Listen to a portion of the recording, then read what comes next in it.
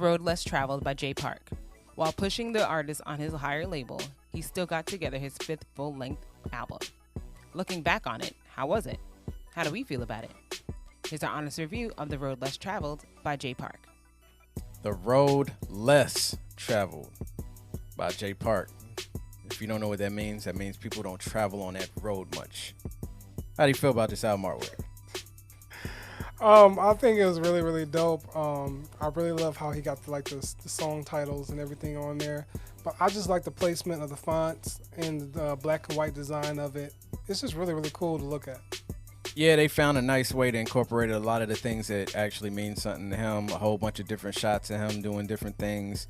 You know, all of the kind of tag and graffiti look at the font. I actually like that. The flow of this project, man, this is a damn guest fest orgy here. Whoa! On this project. Pause. And that's 100% what it is. There's so many features on this album. You said you knew how many? Shoot, I knew I could have swore you said it when you came in here. What, on here? Yeah, how many guest appearances there was on the whole project? 29. That's a lot. 29 guests. That's a lot. That's at least 29 and verses. For me, I knew at least like 6 of them. You know, other dudes, I was just like, oh, where all these people come from? You know? But yeah. The flow of the album is just that, what he said. A whole bunch of guest people. A lot of versatility from Jay Park himself, though, on these guest selections. Highlights. First of all, I just want to say Jay Park was doing his thing lyrically. He had the crazy punchlines throughout the whole project, the nice setups and everything for the punchlines. I was very impressed by what Jay Park brought throughout the project. So I just want to establish that first. Highlight songs. What's Up featuring Don Flamingo, man. Don Flamingo came in straight, killed that joint. Just want to point that out there right now. See, there's so many songs on this. Just pick one that stick out to you. Plotting featuring Ill Chris was another one right there that actually caught me, and I was just like, man, that joint is fire. Stutter featuring Ted Park was actually another one of those that's just like, man, that one right there is crazy. Monster featuring Raz Simone is another one that is off the wall. It is crazy. Gray Ground Cypher.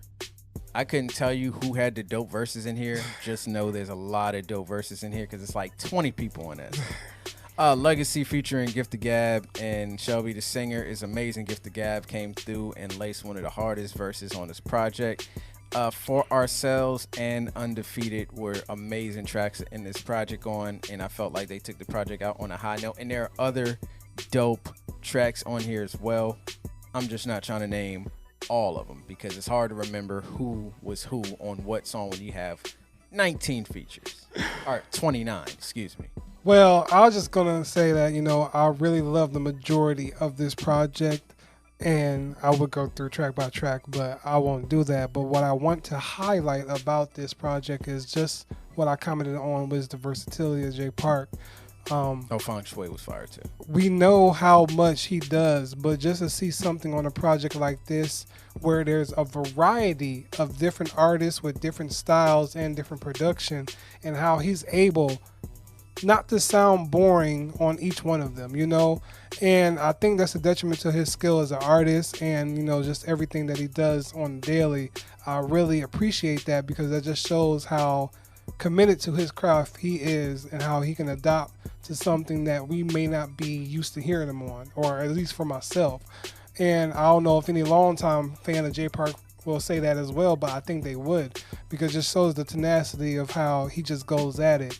And I really want to commend all the guest features as well, even though there was like a middle pocket that I'm going to talk about that I like about the album, but I think they all killed it as well. Like, they brought their A game on each track. Each track felt like it was a do or die situation. Like, we got to bring our all on this. And that's what I really love. Like, you know, most people could have just went, oh yeah, I'm going to write a quick verse for this guy. I don't know how their relationship is with Jay Park and everything like that. But these all sounded like, you know, some pretty close-knit type of relationships and feel. I just want to shout out to, what was it, Avatar Darko and Doyce Draco. That line where he was like, what up Jay Park, let me see how this K-pop, and I was just like, really that was kind of corny, but I like it though. But I mean, it's actually a pretty hard bar though. It is but flawless project by Jay Park himself alone, because he just really shows you that if you don't know nothing about Jay Park, this would be the album I would recommend you to because it'll really show his versatility as an artist. Lowlights, man. Look, I got a few things that I wanted to point out. First of all, man, Gray Ground Cypher. You cannot have 20 people on a song and then give everybody a 16 Bro, it's bar. like 7. It's like 7 people on And a then song. you can't give everybody an 8-bar instrumental break.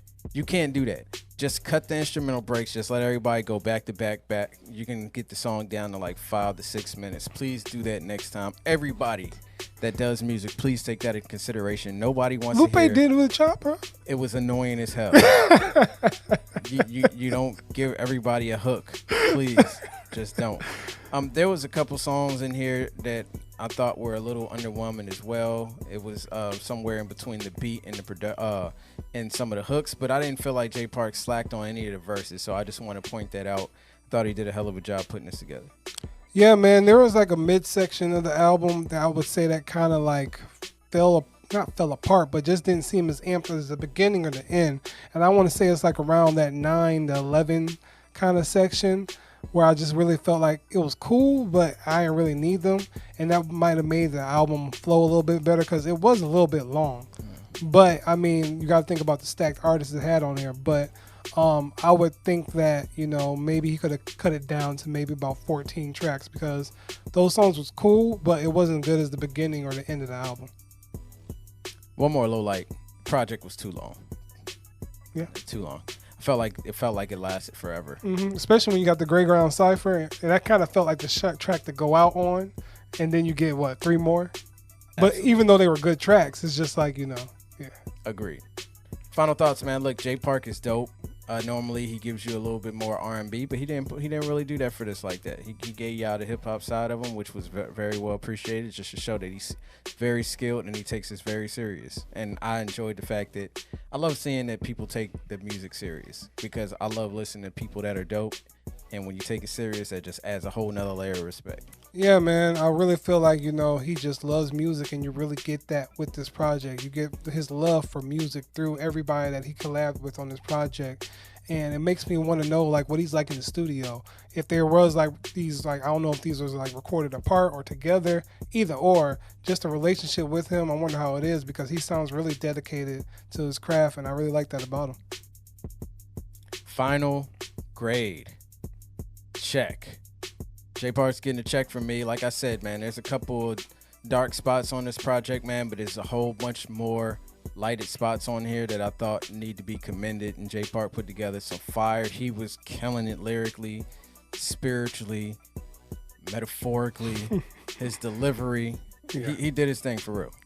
Yeah, man, most definitely a check for me. I loved everything he did about this project. I love how he's very versatile in both English and Korean. That's really, really dope to me because, like, was it on Grey Ground? He went in straight Korean and everything like that. You know, I just really love his tenacity, man. Just really, really dope as an artist.